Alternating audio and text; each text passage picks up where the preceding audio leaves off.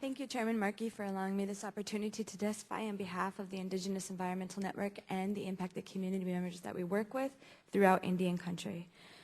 The Indigenous Environmental Network is a nonprofit organization established in 1990 by grassroots Indigenous peoples. And basically, we all work together to develop mechanisms to protect our sacred sites, land, water, air, natural resources, health of our people, and all living things. We work to build localized, economically sustainable economies. We provide support, resources, and referral to communities and youth throughout primarily North America, but most recently globally. I began working with IEN in February of 2007 on something called the Tribal Campus Climate Challenge. Since then, over 30 tribal colleges have been engaged on this project. We've done everything from community tree plantings to small-scale community solar panel installations and community gardens. And it has been successful on a small scale, but it's not enough for what we're facing with these climate challenges today. Over the course of the past 2 years, I've had the opportunity to meet with hundreds of students and grassroots organizers dealing with environmental justice impacts on their lands. I myself am an impacted community member in the community of Fort Berthold, and we're currently fighting against a proposed clean fuels refinery in which the plan is to pipe tar sands from the First Nations communities in Canada down to my reservation to refine the oil and then, of course, send the energy somewhere else. We're left with the pollution and contamination. And for those of you who may not know, every 1 barrel of oil produced in the tar sands produces 3 times more greenhouse gas emissions than a conventional barrel of oil. In 2003, the North Dakota Department of Health released a fish advisory in North Dakota telling us that we should not consume any fish from any of the lakes and rivers, at least dependent upon their size, due to the amount of mercury contamination. When mercury gets into the fish, it turns into methylmercury. When we eat it, it builds up in our bodies. It's cumulative. It never goes away. Young children, developing fetuses, and breastfed babies are the most affected by this. In 2006, with 7 coal-fired power plants and 1 refinery, North Dakota was ranked 14th in the nation for mercury contamination. EPA's own consultants estimate that fine particle pollution from power plants shorten the lives of 34 North Dakotans each year. We are also currently dealing with the effects of the drilling of the oil in the Bakken Formation. North Dakota Senator Byron Dorgan has called for a one-stop oil shop on the Fort Berthold Reservation in order to making the permit process more easier. This is outrageous and it must be addressed. Additionally, North Dakota is plagued by the extraction of the dirtiest coal in the country, lignite coal. 70% of that energy that we produce is shipped out of the state of North Dakota, leaving with the pollution and after effects of the mining. Over the last year, there have been over 30 cancer-related deaths that I know of on the Fort Berthold Reservation. I myself was diagnosed with a rare form of cancer when I was 20 years old. And I'm here to tell you that I don't believe that's a coincidence. Indigenous peoples have been systematically targeted by the fossil fuel regime for years. Many of our tribal leaders have been convinced that they must sell the resources in the land in order to progress. And because our cultures are so dependent on our relationship with the land, we ultimately become economically dependent on our own cultural destruction.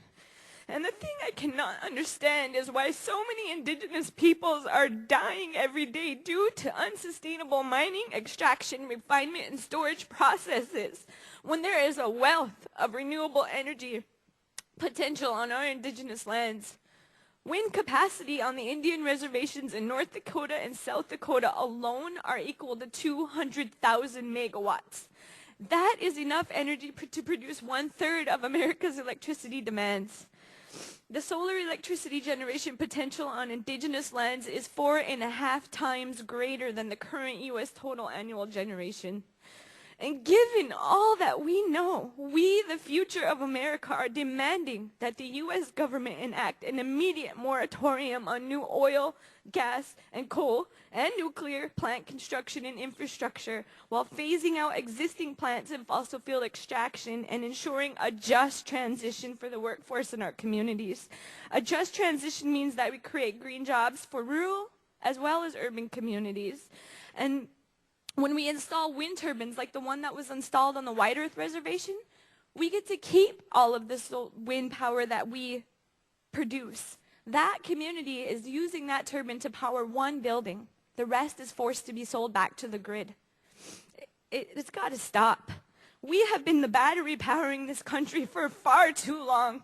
We suffer the consequences of health and environmental destruction, and we receive almost none of the benefits. And it has got to stop. This is no longer affecting only minority and low-income populations. It is threatening the destruction of the very thing we as a human species rely on, our Mother Earth. We must not rely on false solutions like clean coal, nuclear energy, or carbon capture and sequestration. Clean coal is an oxymoron and a myth because it does not exist. Nuclear energy requires uranium extraction, and much of the uranium comes from our indigenous lands. People on the Navajo reservation, the Dene, are sick and dying today as a result of uranium extraction from decades ago. And the use of nuclear energy leaves behind radioactive waste. It stays in the ground for tens of thousands of years, and the proposed storage sites around the country are not the answer to the issue. The answer is to quit producing the waste in the first place. Finally, carbon capture and sequestration technology is unproven and not the answer to our problems. What we need to do is extinguish the carbon emissions at their source and work on not producing it in the first place. Through my work, I have found that many people are searching for what they call traditional knowledge to help solve this crisis that we're facing today. But I'm here to tell you that traditional knowledge is not some ancient secret. It is common sense. It is cause and effect. Our unsustainable practices must come to an end. We must be much more energy efficient and wise in the way we use energy, and we must think about the future. As a wise leader once said, Mahatma Gandhi, we certainly have enough resources for people's needs. We do not, however, have enough resources for people's greed. I want to thank you for allowing me the opportunity to come before you to speak today from a very good place in my heart. I hope you take my words seriously and that we have the opportunity to weigh in on future energy choices for the betterment of the health and well-being of all those people that I am here to speak on behalf of, and also for those who cannot speak for themselves, the four-legged, the winged, the ones that swim. They can't speak, and that's what we're here to speak for today.